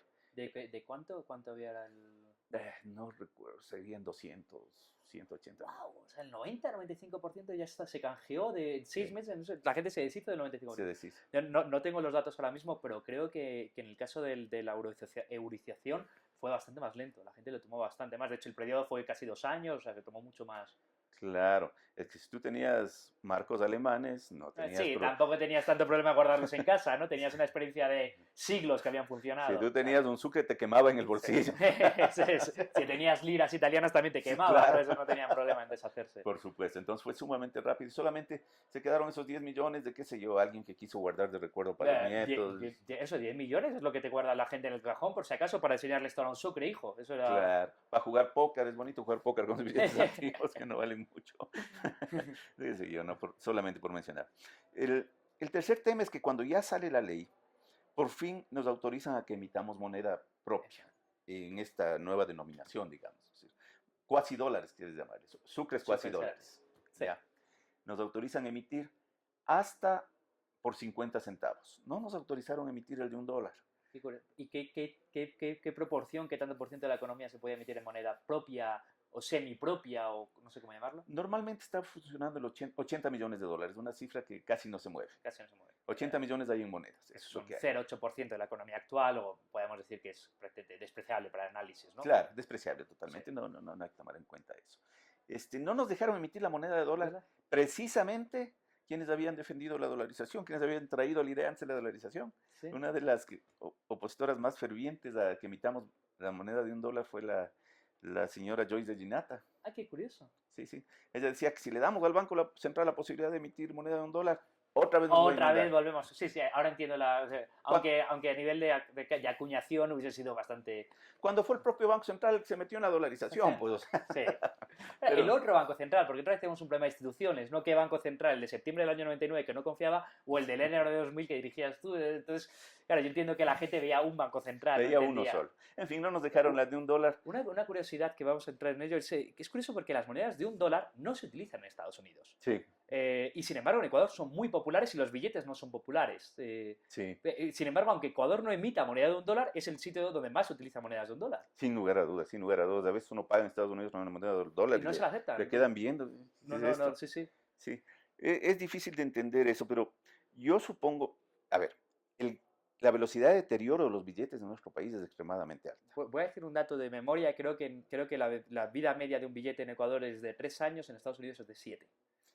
Eso es. Debe ser menor inclusive a 3, ¿ah? Al revés. Al menos cuando emitíamos sucres, eso Lo era cual una es locura. curioso porque es una reminiscencia de no darle valor al dinero porque el sucre no permanecía años. Tú no podías tener un billete de sucre que permanecía años porque no era depósito de valor. Y la reminiscencia es a maltratar el dinero. Correcto. Físicamente se maltrata el dinero porque el sucre no se valoraba en sí mismo. A mí me ha llamado mucho la atención eso. Correcto, tienes toda la razón. Y esa es la razón que yo encuentro por la cual prefieren moneda. Porque el billete de Dura. $1, digo la vida media de los billetes, luego también estoy incluyendo la vida media de un billete de $1 en Ecuador, es, vamos, menos que la de una avispa. Es una Claro, cosa... claro, claro. Entonces, por eso es que la moneda dura más. Ahora, cuando nos autorizaron emitir moneda, acuñar moneda, queríamos demostrar que todo había cambiado, todo era diferente. Queríamos que sea una moneda moderna, diferente, que lleve un nuevo mensaje. Y ahí tuvimos, en buen hora estamos acá en la Universidad de San Francisco, tuvimos la colaboración de la Universidad de San Francisco. El doctor Gangotena, no le gusta que le digan doctor. No le gusta, creo que como oiga esto va a censurar esa parte. En todo caso, él se ofreció gentilmente a ayudarnos con el diseño, gratuito, no nos iba a cobrar. Y nos enseñó unas monedas muy bonitas. Nos diseñó unas monedas en las cuales se recogían las virtudes de los seres humanos. Qué bonito. Me pareció interesante, Caridad, parecía. templanza, esperanza. Exacto. Me parecía que tenía un mensaje Era muy muy lindo, bonito, ¿no es cierto? sí. Y a una moneda que iba a durar. De hecho, ha Sí. durado 15 años, veamos en el futuro, Sí. pero ha durado 15 años. Empezamos a trabajar mucho en ese diseño de la San Francisco que nos gustó mucho, pero encontramos la oposición férrea de dos importantes periodistas del país, de medios televisivos, nombres y apellidos, Carlos Vera y Andrés Carrión. No les gustaron las virtudes. No, ¿qué es eso? No, hombre. Me acuerdo que algunas ocasiones que me invitaron a entrevistas decían, ¿qué es eso, las virtudes? En este país que la corrupción campea, usted es la virtud de la honradez. Bueno, precisamente por eso el dinero es puesta de virtud, no es lo que quieres mostrar. Y una pregunta, ¿se llegaron a hacer, no sé cómo se llama la primera acuñación de una moneda, los primeros modelos? El cuño. El nuevo cuño, ¿se llegó a hacer nuevo cuño? No se llegó hasta. No sé, ¿y quedan los diseños hechos? ¿Y quedan los diseños? Los diseños deben tener el Banco Central. Ah, sí. Y debe tener la La Universidad de San Francisco, de A ver hecho. si podemos. Porque de hecho, la moneda de $1, que ahora está desapareciendo, acuñada por Ecuador, tiene el diseño de la San Francisco. Esa sí que es el diseño que quedó, ¿no? Sí, es la única que Que quedó. quedó. Las otras yo recuerdo cuando ya fuimos al directorio del Banco Central, que por ley es el que tiene que aprobar el diseño de las monedas y billetes, y les planteé el diseño de la San Francisco. Los señores miembros del directorio dijeron, no, hay mucha oposición, de gana vamos a generar más problema en un ambiente así complicado. No, hagamos como siempre, pongamos Eloy Alfaro, Juan Montalvo. Lo de siempre, ¿no? Lo Y de aquí siempre. tenemos esta moneda de 50, por cierto, especialmente grande. ¿Por qué elegisteis esta? Es del mismo tamaño de la norteamericana. La de 50 cents, que en el fondo, Es del Kennedy. otra contradicción, apenas se utilizan aquí no circulan monedas de 50 centavos americanas, apenas ninguna, sin embargo sí circulan los ecuatorianos, ¿no? Claro, la razón es porque traer esa moneda por tal peso y tal volumen es muy caro. Bueno, tenemos que hablar de una de las cosas, ya hemos hablado de cómo fue la distribución de las monedas en los pueblos de Ecuador, pero cómo fue el trasladar las monedas desde Estados Unidos. Correcto. ¿Cómo fue ese avión que vino con sacos de monedas? Ni siquiera en esa ocasión fue necesario hablar con el Federal Reserve. Ni siquiera se habló. ¿En algún momento hablasteis con la Federal Reserve? ¿En algún momento? Por pura cortesía, como mínimo. Hey, señor, estoy usando su moneda. Sí, la verdad que no. La verdad que yo no lo hice. Con todo el respeto, me parece un poquito falta de educación, ¿eh? O sea, Con el Federal, sí, no. todas las reuniones que he tenido en mi vida han sido sobre temas diferentes, nunca sobre esto. Simplemente nosotros tenemos nuestros bancos corresponsales en los Estados Unidos y en otras partes. El Banco Central, pues, cuando digo nosotros, yo no soy el Banco Central. El Banco Central tiene sus corresponsales en muchas partes del mundo. Entonces, el Banco Central a su corresponsal en los Estados Unidos le dice, entrégueme en monedas y billetes este cheque, por mencionarlo en sencillo. Coge una compañía de courier, lo lleva al aeropuerto, llena un avión y lo trae. Se acabó la ¿Y no historia. hubo seguridad privada, seguridad pública, no hubo militares ecuatorianos trayendo esos aviones? No, el Banco Central con su propia seguridad nada más. Interesante. Con seguros, ¿no es cierto? Por supuesto. Pero que siempre es un seguro, pero si vas a trasladar un avión lleno de dinero, es una cosa razonable, pero que la idea que me estoy quedando es que fue una cosa como muy de andar por casa, ¿no? Muy, muy sencilla, mucho más sencilla de lo que luego los problemas vinieron después. Los problemas fueron haciendo el balance, los problemas fueron haciendo los tipos de interés, pero la decisión es como muy sencilla, como pues cojo el dinero, lo traigo, lo distribuyo y ya está. No... Eso es nuestra ciencia, ¿no? Es del sentido común. Sí, esa es la economía del sentido común. Sí, yo entiendo así la economía. La economía para mí es del sentido común y nada más. Nada más. Porque es curioso porque el tipo de cambio, ahora que muchos hacen análisis de cuál fue, lo hacen con una derivada y unas complicaciones inmensas que el que tomó la decisión lo hizo con una calculadora de las que se utiliza clan, y ya está. Así es. Y bueno, fíjate cómo ha funcionado, ¿no? Y ahora que estamos ya muy fuera de tiempo, pero quisiera hablar un poquito de la perspectiva histórica. ¿Cuándo dejaste la gerencia del Banco Central? ¿Cuál es tu análisis de estos 15 años? ¿Cuándo dejaste la gerencia y cómo fue? Yo fui gerente del Banco Central entre enero 10 del año 2000 hasta finales de julio del año 2000. Ni siquiera llegaste a vivir el momento de triunfo del 1 de septiembre. No. ¿Y puedo preguntarte cuál fue la primera compra que hiciste en dólares o cómo fue ese primer momento para ti? Emocionante. Realmente no recuerdo. No recuerdo, me absorbía. Realmente eran unas jornadas muy, muy largas de trabajo. Los temas operativos eran... Y había mucha avidez por noticias. Y eran unas noticias tan simples. Yo me acuerdo, me pasaba las mañanas en la televisión, en las entrevistas de televisión y radio. Y yo pensaba que me iban a preguntar de la filosofía, esas cosas. Siempre me preparaba y quería... Y lo que me preguntaban era, ¿y cuánto se ha canjeado ya? Y las monedas ya llegaron.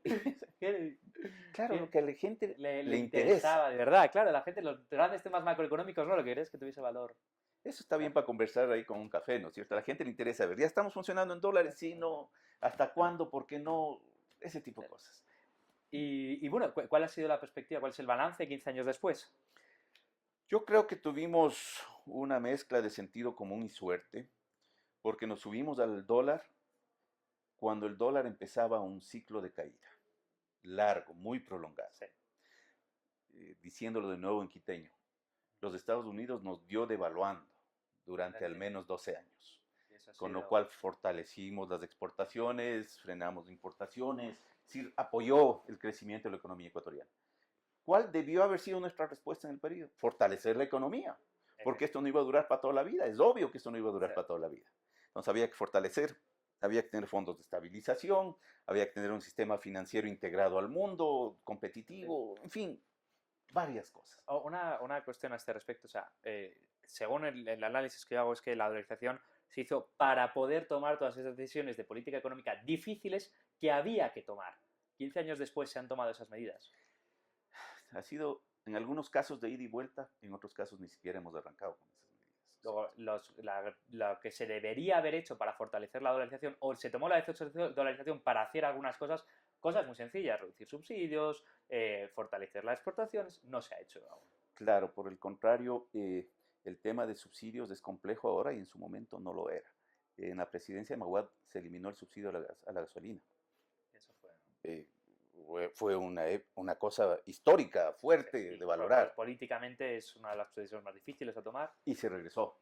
Ahora estamos con subsidios, ¿cierto? Sí. En cuanto a internacionalización de la banca, por ejemplo, que yo creo que hay que hacer, tenemos que tener un sistema financiero competitivo, fortalecido, integrado, con todas las medidas que se han tomado, más bien se le ha aislado al sistema financiero. Yo no creo que esté BBVA dispuesto a venir al Ecuador. No. De ninguna manera. De hecho, no está. O sea, la prueba de que no quiere venir es que no han venido. O sea, no necesita más prueba que esa. Una pregunta, sin embargo, sé que estamos muy mal de tiempo, pero quisiera hablar del sistema financiero en estos 15 años. Porque ha funcionado un sistema sin banca central respaldada y los teóricos de la banca central dicen, no, oiga, se necesita una banca central para ser un reservista de última instancia. Sin embargo, en estos primeros 14 o 15 años el sistema financiero ecuatoriano ha demostrado una solidez insospechada con respecto a toda su historia, un nivel de reservas insospechado, un nivel de diligencia en el depósito de los valores insospechado.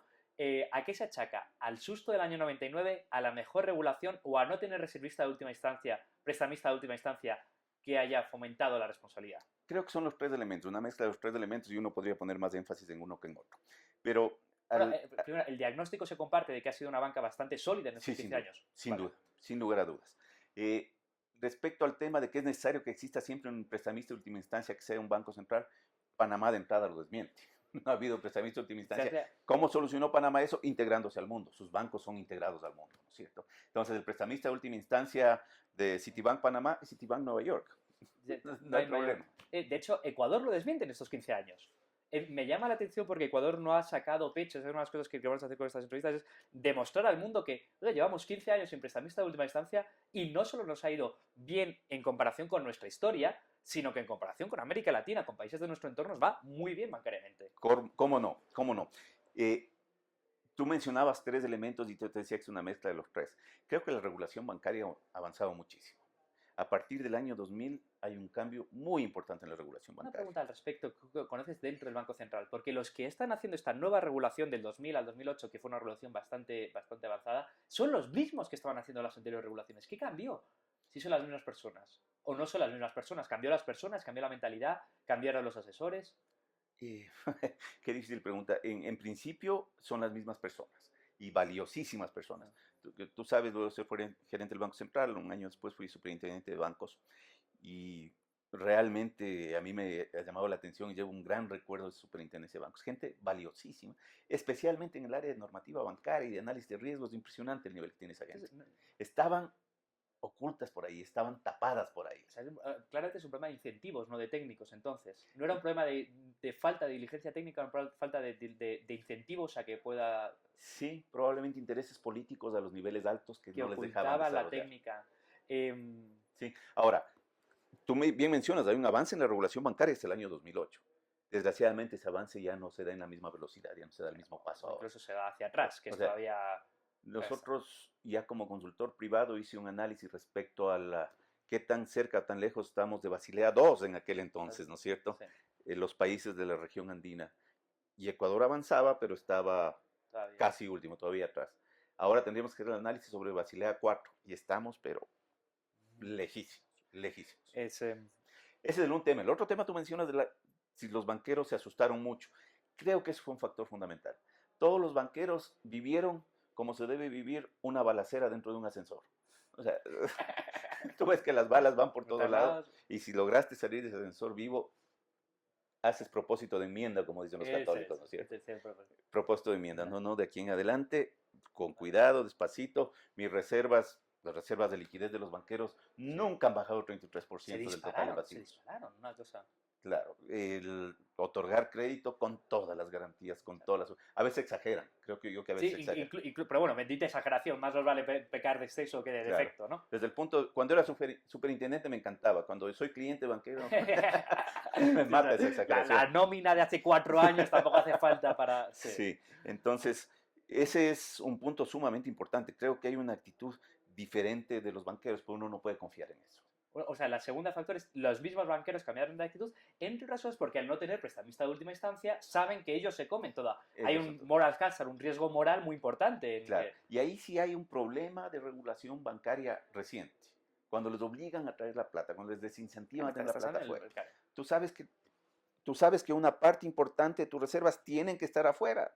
Porque tú estás expuesto al riesgo Ecuador, tu activo está expuesto al riesgo Ecuador, por lo tanto, para cubrirte ese riesgo, tu plata tiene que estar afuera. Eso es diligencia del buen financiero 101, o sea, es obvio que tienes que diversificar riesgos. De hecho, si el niño afectó tanto fue porque no se diversificó riesgos. Volvemos a los mismos errores que teníamos hace 17, 18 años. Los que somos viejos recordamos el caso de Banco Latino en Venezuela.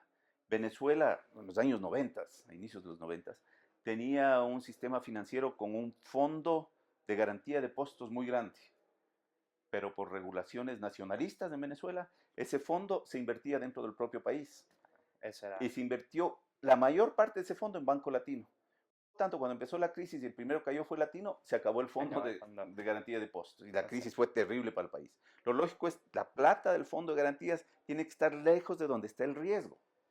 Bueno, con respecto al fondo de garantía de depósitos, si tenemos algunos comentarios, en primer lugar, has dicho que un fondo de garantía de depósitos capitalizado, porque una cosa, o sea, si garantizas tiene que estar garantizado, no puedes prometer garantía, porque ¿qué ocurrió con aquel fondo de garantía de depósitos que se hicieron en el año 99? ¿Había capital para garantizar algo? No había. Entonces, había una ley, ¿no? Era una promesa de garantía, pero cuando toda la confianza se ha hundido, si no hay capital, ¿cómo va a haber confianza? Qué interesante. El punto que tú tocas me lleva a una observación que es bien importante. Y discúlpame que me pase el tiempo, pero me estás topando temas tan importantes. En el año 99 había una ley, una promesa de Fondo de Seguro de Depósitos y no había plata en ese fondo, ¿no es cierto? Luego se saca la ley de la AGD. La ley de la AGD, ¿qué es lo que dice? Ya estoy en crisis. Les voy a garantizar a los depositantes, les voy a devolver todo su dinero. ¿Y de dónde voy a sacar la plata para devolverles? Voy a sacar por ahora del Ministerio de Finanzas y del Banco Central. Pero en esa ley de la AGD se establece que los bancos tienen que aportar y esos aportes van a servir para pagar la crisis del 99. Sí. ¿Sí? Sí. Claro, una vez se acabó la crisis, los mismos banqueros dijeron, no, pues ¿cómo se va a usar ese dinero para pagar el pasado? ¿No? Ese dinero es para, por si acaso yo tenga problemas. Ah, amigo. ¿Sí? Luego pagó el gobierno lo que deberían haber pagado los bancos. Sí. Porque adelantó con la promesa de repago, pero luego Correcto. Sí. Y lo que es más, en el año 2008, cuando el Estado expide la ley de creación de la red de seguridad financiera, que elimina los bonos de AGD que estaban en el Banco Central, que los anula, que los vuelve nulos, acaba de matar esta posibilidad de que se resarza el Estado de la inversión en aquella época. ¿Por qué razón? Porque como estaba establecida la ley, era de la siguiente manera. Un banco tiene un problema, se le saca al banquero, se pone un administrador, ese administrador se da la vuelta y le dice al Ministerio de Finanzas, deme plata para pagar a los depositantes. Paga a los depositantes, se acaba el problema con ese banco. Pero el Ministerio de Finanzas se queda con una creencia contra ese banco, que si tiene activos, la cobra de sus activos. Y si no tiene activos, la cobra al accionista. Así decía la ley de la AGD. Sí, al eliminar los bonos AGD, ya no hay causa para cobrarle al accionista. Cuando lo que estamos diciendo es que lo justo es que la crisis la paguen los banqueros y los activos del banco. Y cuando eliminas los fondos de la AGD, estás eliminando la posibilidad de que pague quien tiene que pagar. Correcto. Justo al contrario de lo que dice la retórica. Correcto. No, oiga, que era tu instrumental para cobrar lo que debes cobrar en justicia, puesto que se ha resarcido con fondos de todos a los banqueros, era la AGD, no era... Esta es la parte que no se ve de la eliminación de los bonos de AGD. Alguien piensa que sería la segunda derivada, pero sin duda es la más importante. Que estás entiendo. Algunas otras preguntas.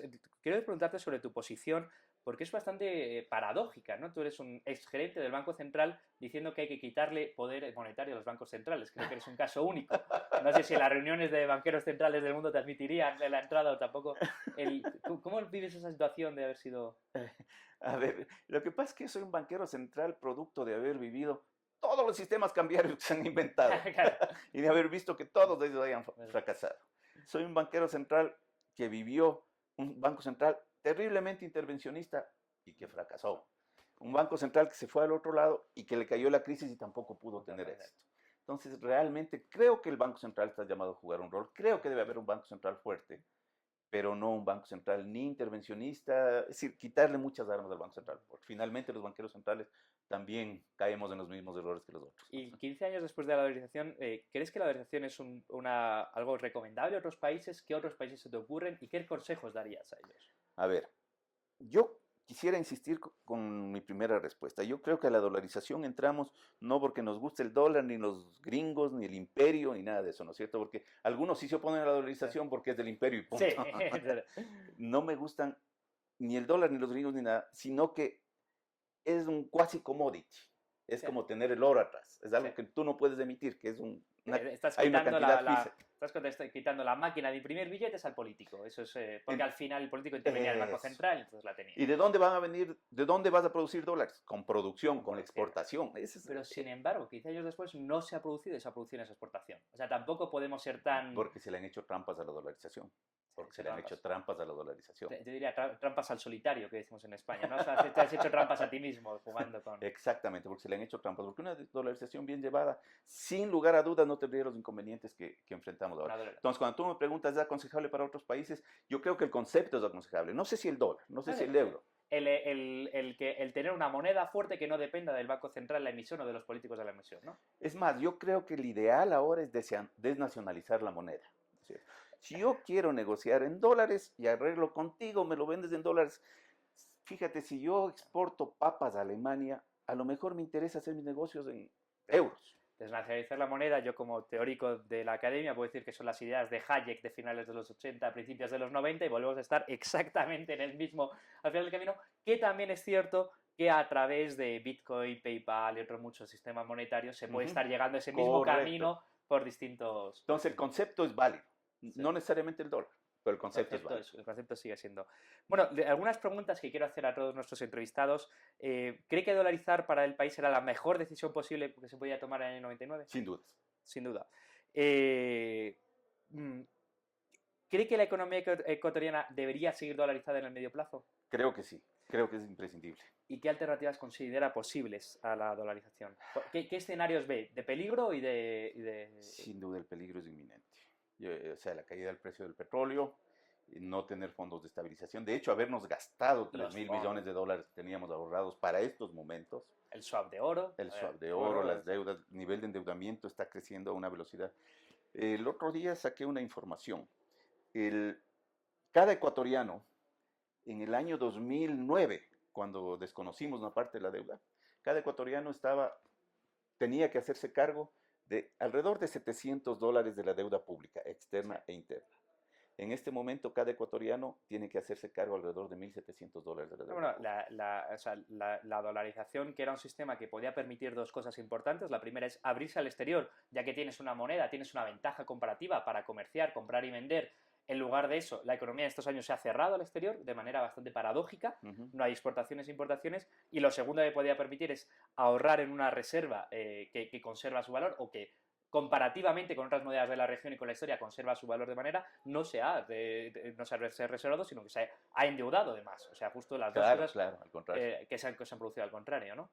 Hay un tema, discúlpame, que lo topaste al principio, que lo dejamos ahí, pero que realmente es súper importante. Tú decías que algunos de los pro dolarización, Joyce, Pablo Lucio, gente a la que aprecio mucho, dice sí debemos dolarizar, pero no a 25. Sí. Ya explicamos por qué a 25. Ahora expliquemos qué efectos tuvo el 25. Eso. Si el tipo de cambio de equilibrio estaba en 15, digamos, o en 16, y dolarizamos a 25, lo que hicimos es un overshooting cambiario. Sí. Ese overshooting permitió que la economía ecuatoriana cambie, enfrente el gran cambio con una protección cambiaria. Voy a intentar explicar el overshooting, no sé. Si cambiábamos a 15.000, gastábamos todo el dinero que había en caja, de tal manera que llegábamos el septiembre del año 2000 y no quedaba un dólar en la caja porque lo habíamos cambiado todo. Si cambiamos a 25, todavía podemos tener algunas cosas en la caja y permitió un cierto margen de maniobra en esos primeros años. Y más que eso, en la época en que teníamos soberanía monetaria, como nos gusta llamar pomposamente, cuando emitíamos sucres, los exportadores sacaban, ellos creen que es competitividad, pero no es tal, ¿no es cierto? Ellos sacaban ventaja de estas devaluaciones permanentes. Entonces no tenían que ser eficientes, tenían que presionar suficiente para que haya devaluación. Hacer lobby en lugar de hacer negocio, ¿no? Exacto. Con la dolarización se acabó esa historia. Será imposible. Entonces, este sector productor que había sido no suficientemente eficiente, tenía que entrar a jugar en las grandes ligas de la eficiencia y de la productividad. Entonces, con el overshooting, con darles un tipo de cambio relativamente alto, les dábamos tiempo para que se eficienticen y compitan las grandes ligas. 15 años después se ha mejorado esa eficiencia, esa productividad. Yo creo que íbamos en buen camino. Creo que el cierre que tú mencionaste de la economía ecuatoriana afecta eso, sin duda. Sin duda, pero no se han alcanzado los objetivos que eran los deseables con la dolarización. Lo que quiere decir es que la dolarización permitía muchos instrumentos, pero por desgracia los partidarios, yo mismo me incluyo, y creo que en estas entrevistas está quedando bastante claro, 15 años después no podemos decir que se hayan hecho todas las reformas que había que haber hecho. Queda claro. Una última preguntita, no sé si quisieras añadir algo más o quisieras hacer un balance general de estos 15 años. Nada más ratificar, ¿no es cierto? Yo creo que fue la medida ideal en el momento. Ningún país del mundo ha salido de una crisis tan rápido como el Ecuador. Hay varios estudios de varios estudiosos a nivel mundial de cuánto demora un país de regresar de una crisis y ninguno lo ha hecho tan rápido como Ecuador, en toda la historia económica mundial. Habiendo estado a punto de la hiperinflación, ¡fum! se salió. En toda la historia económica mundial. Y eso se llama dólar. Eso se llama dólar. Les guste o no les guste, sea moneda ¿Y del los que imperio o dicen no. que fueron los emigrantes que reenviaron remesas? Sí, yo creo que hubo parte de eso. Sin duda ellos también enviaron remesas, ellos nos beneficiaron. Sin lugar a dudas, todos empujamos. Pero si llegan a enviar remesas en sucres, ¿qué valor hubiesen tenido esas remesas, no? Claro, se Que diluían en este. se volvían Sí, a... hay un principio, no ya en economía, pero en finanzas, ¿no es cierto? Plata buena encima de plata mala, se hace todo plata mala. Sí, ¿no es cierto? sí. Entonces, cuando tú tienes aquí dólares y le metes más dólares, sin duda todo se hace plata buena. Y los que dicen que hemos perdido soberanía o que no hay soberanía o que utilizan el concepto nacionalista de la soberanía para defender... Si es que la soberanía es bajarle el salario real a tu trabajador para hacer tú más utilidades, hemos perdido soberanía. Pero bendita pérdida, ¿no? Si te envuelves en la bandera de la patria para querer devaluar la moneda de todos, entonces casi mejor quitarte la bandera. Yo creo ¿no? que hay que estar claros en eso. Desdolarizar, emitir una moneda nacional, sea electrónica o sea física, la que sea, emitir una moneda nacional implica la posibilidad de que le quitemos plata del bolsillo al trabajador para que gane el empresario. Lo cual no se le puede explicar mucho más a los ecuatorianos porque fue lo que pasó durante todos los 90, que se le quitó plata a los ecuatorianos para dárselo a los exportadores, plata para dárselo a los banqueros. Eso fue la historia de todos los 90.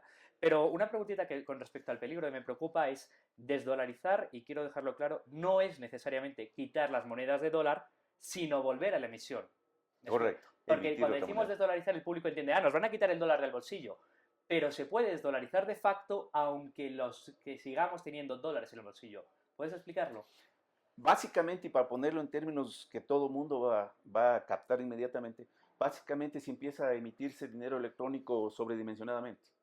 Hemos desdolarizado de facto. Aunque el ecuatoriano tenga un dólar en el bolsillo. Exactamente. Y aunque la moneda electrónica se llame dólar. De facto. Hay formas de hacerlo. Por eso mismo hay que tener cuidado y creo que el gobierno, espero que cumpla, estoy seguro que lo va a hacer, no va a salirse del caudal al emitir el dinero electrónico. ¿La norma dice eso? No, no dice desgraciadamente. Entonces no hay estamos volviendo a tener confianza no en las instituciones, no en la norma, sino en la buena voluntad de los políticos. Correcto. Me preocupa algo. ¿Quieres decir algo más? No, eso es. Muchas gracias. Bueno, pues ha sido un auténtico placer. La verdad es que nos hemos ido muchísimo más del tiempo permitido, pero creemos que Miguel Dávila tenía... Una última pregunta. Miguel Dávila tenía la oportunidad, y creo que tiene la ocasión, de explicar al público en general lo que ocurrió, porque ¿alguien te ha preguntado algo, estas cosas en estos 15 años? Yo he salido a dar algunas conferencias, todas fuera del Ecuador. Dentro del Ecuador nadie ha preguntado... No. Y yo creo que el problema es que aquí la dolarización tiene demasiados padres. Entonces, andan ocupados algunas personas dando conferencias. A mí no me han llamado. No pues estamos muy felices en la USFQ de dar la oportunidad a Miguel Dávila de explayarse. Muchas gracias a todos y les esperamos la semana que viene con otra entrevista.